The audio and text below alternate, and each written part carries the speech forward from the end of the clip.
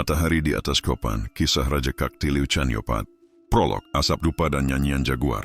Di tengah hutan lebat yang dibasahi embun fajar, kota Copan terbangun perlahan oleh bisikan dedaunan dan nyanyian burung Quetzal. Dupa berkabut di atas altar-altar batu, membawa harum resin ke langit pagi. Para pendeta berpakaian bulu memandang ke timur menanti kemunculan matahari. Sementara di dalam istana agung, lahirlah seorang bayi lelaki dengan mata penuh api dan tangan kecil yang menggenggam udara seolah hendak memegang takdirnya sendiri.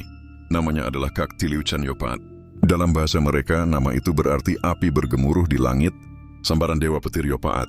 Tahun itu adalah tahun 702 menurut hitungan, kelahiran orang asing di seberang laut. Tetapi bagi bangsa Maya itu adalah masa katun yang dipenuhi pertanda perubahan besar. Para tetua membaca bintang dan berkata, seorang raja akan lahir yang membawa kilat dalam genggaman dan suara guntur dalam kata-katanya. Bagian 1, anak dari langit dan hujan. Kaktiliu tumbuh di antara patung-patung batu dan bayangan raja-raja terdahulu. Tidak adalah cucu dari dinasti besar. Darah dari garis Yakskok Mo, sang pendiri suci Copan. Ayahnya, seorang bangsawan militer dan penasehat istana, membawanya ke hutan-hutan dan gua-gua sakral sejak kecil, mengajarkan cara berbicara dengan bumi dan membaca pesan langit dari lintasan bintang. Sejak usia 7 tahun, Kaktiliu duduk berjam-jam bersama para Ajkin, pendeta matematikawan. Ia mempelajari perhitungan Tzolk'in dan long count, belajar menghubungkan gerakan planet dengan nasib manusia. Namun ia bukan hanya anak yang haus ilmu. Tangannya kuat dan tubuhnya lincah. Ia belajar memanah dengan anak-anak bangsawan lain, memanjat pohon ceiba yang tinggi, dan menari dalam upacara suci. Sebenarnya usia 12 tahun ia mengikuti perburuan jaguar sebagai ujian keberanian. Ia berjalan bersama para pria dewasa, menembus hutan yang penuh kabut, mengikuti jejak cakar yang dalam. Ketika jaguar itu akhirnya muncul dari balik semak, Kaktiliu adalah orang pertama yang melepaskan panah.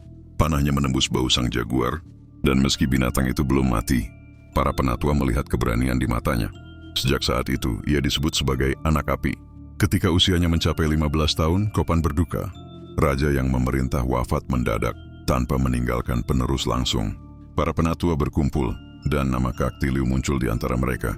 Meski muda, tanda-tanda langit menyertainya. Bintang berekor melintasi malam sebelum pemakaman, dan seekor burung hutan membungkuk di hadapannya di plaza utama. Rakyat mulai berbisik, anak petir telah datang. Bagian 2, pendakian dan petir.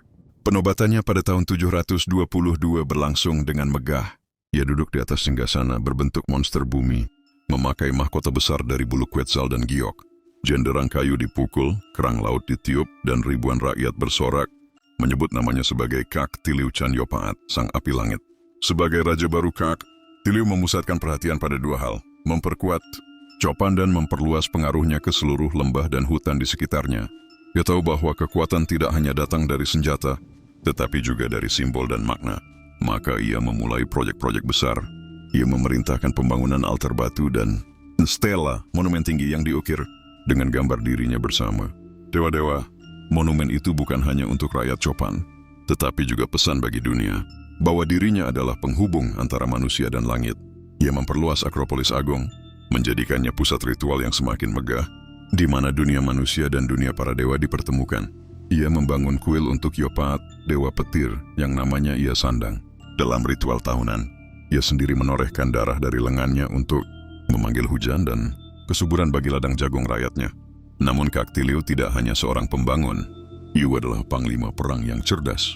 Ia menaklukkan kota-kota kecil di sekitar lembah Copan, memaksa mereka membayar upeti dalam bentuk kakao, giok, dan bulu Quetzal.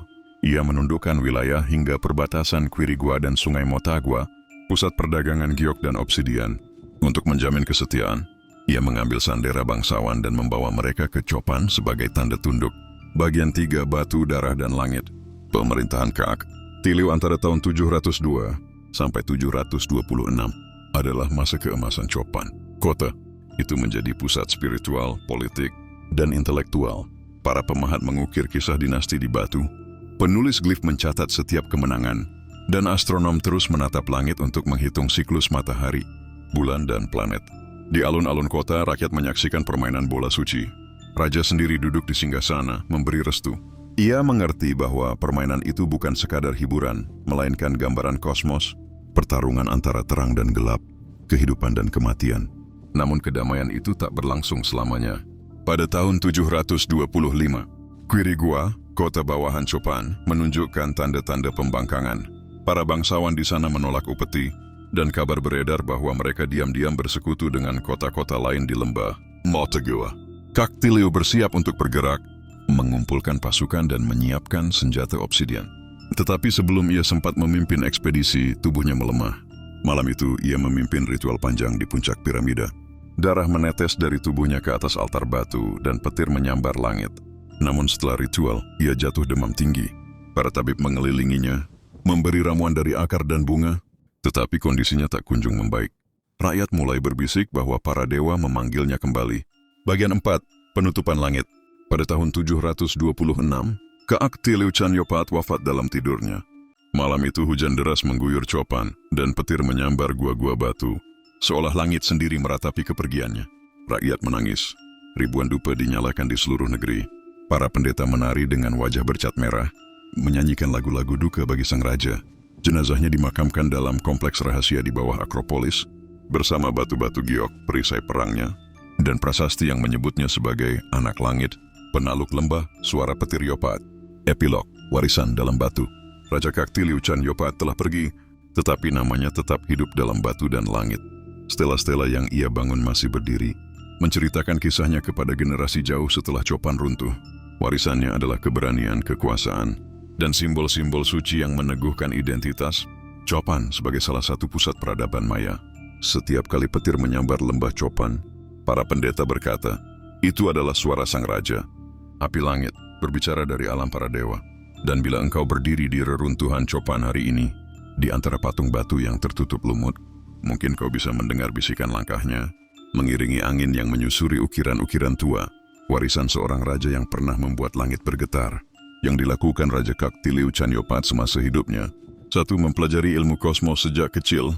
Sejak usia muda ia dididik oleh para Aje Kiin, pendeta matematikawan, mempelajari kalender suci, bintang, dan cara membaca pertanda langit. 2. Menunjukkan keberanian dalam perburuan jaguar. Sebagai remaja, ia membuktikan dirinya dengan berani melukai seekor jaguar dalam perburuan sakral, dianggap pertanda kepemimpinan. 3. Naik takhta pada usia muda. Setelah wafatnya raja sebelumnya, ia dipilih oleh para tetua dan bangsawan Copan karena dianggap sebagai penerus dengan pertanda langit. 4. Mendirikan stela dan altar batu. Ia membangun monumen-monumen batu tinggi yang mengisahkan silsilah dinasti, pengorbanan ritual, dan kedudukannya sebagai raja ilahi. 5. Memperluas dan memperbaiki Akropolis Agung. Pusat kota dan pusat ritual Copan diperluas dan diperindah olehnya, menjadikannya simbol poros dunia dalam kepercayaan Maya. Nannerix membangun kuil untuk Yopat, dewa petir. Sebagai raja yang namanya terkait dengan dewa petir, ia mendirikan kuil khusus untuk memuja Yopat dan melakukan ritual hujan tahunan demi kesuburan tanah. 7. Mengadakan ritual besar pengorbanan. Ia meneteskan darahnya sendiri dalam upacara, mempersembahkan kesuburan dan keseimbangan kosmos untuk rakyat Copan. 8. Menguatkan Copan secara militer. Ia memimpin pasukan menundukkan kota-kota kecil di sekitar lembah Copan, memperluas wilayahnya hingga ke perbatasan Quirigua dan sungai Motagua. 9. Mengendalikan jalur perdagangan. Ia mengikat perjanjian dagang, memaksa kota bawahan membayar upeti berupa giok, obsidian, kakao, dan bulu quetzal. 10. Mengambil sandera bangsawan sebagai jaminan. Untuk memastikan kesetiaan kota bawahan, ia membawa para bangsawan mereka ke Copan sebagai tanda tunduk. 11. Meninggalkan warisan spiritual dan politik. Ia menegaskan posisi raja sebagai jembatan antara manusia dan dewa, menjadikan Copan pusat keagamaan dan kekuasaan. 12. Meninggal dengan pertanda langit. Wafat pada tahun 726 di tengah hujan dan petir, dipandang sebagai tanda dewa-dewa menjemputnya.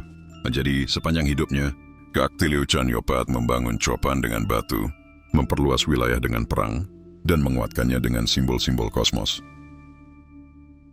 Dewa-dewa menurunkan hujan bukan hanya untuk raja, melainkan untuk semua yang menanam jagung. Maka seorang raja sejati tak boleh lupa bahwa mahkotanya hanyalah pinjaman, sementara rakyatlah yang sejatinya memberi makan dan menjaga negeri. Aku menundukkan musuh bukan semata dengan pedang, melainkan dengan janji. Pedang hanya meruntuhkan daging, namun janji dapat menundukkan hati.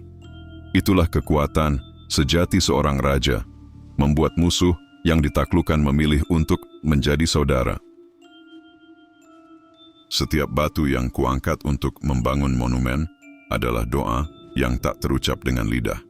Batu itu menyimpan ingatan kita, dan selama ia tegak, tak seorang pun akan bisa melupakan bahwa kita pernah hidup, berjuang, dan bersatu sebagai satu bangsa. Copan adalah jantung yang berdetak di lembah ini. Jika jantung melemah, darah yang mengalir ke desa-desa akan kering. Maka tugasku adalah memastikan jantung itu terus berdetak.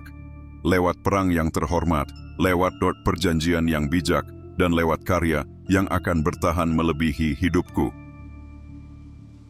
Seorang raja bukanlah pemilik tanah, melainkan penjaga napas leluhur yang bersemayam di bumi.